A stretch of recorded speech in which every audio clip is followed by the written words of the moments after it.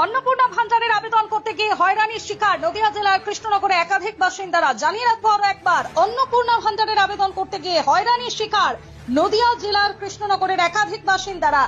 জানা যায়, গতকাল রাতে কৃষ্ণনগরের বিভিন্ন ওয়ার্ডের কাউন্সিলররা সোশ্যাল মাধ্যমে পোস্ট করেন যে অন্নপূর্ণা ভান্ডারের আবেদন নেওয়া হবে আজ অর্থাৎ সোমবার সকালে কৃষ্ণনগরের বিভিন্ন এলাকায়।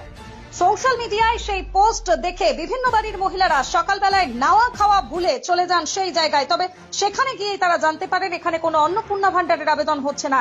এরপরই চলে কথা কাটাকাটি। তারপরে বুঝতে পারেন যে এই ঘটনা সম্পূর্ণটাই ভুয়ো। অন্নপূর্ণা ভান্ডারের জন্য কোনো আবেদন কোথাও নেওয়া হচ্ছে না এখনো পর্যন্ত। গতকাল রাত্রেবেলা তারা ফেসবুকে কাউন্সিলরের পোস্ট দেখে যে কৃষ্ণনগরের বিভিন্ন এলাকাতে অন্নপূর্ণা ভান্ডারের আবেদন করা হচ্ছে, যদিও তারা প্রথমে জানতো যারা লক্ষ্মীর ভান্ডার পেতেন তারা অটোমেটিক ডিবিটি লিংক আধারের সঙ্গে ব্যাংকে থাকলে অন্নপূর্ণা ভান্ডারের টাকা সেই অ্যাকাউন্টে পৌঁছে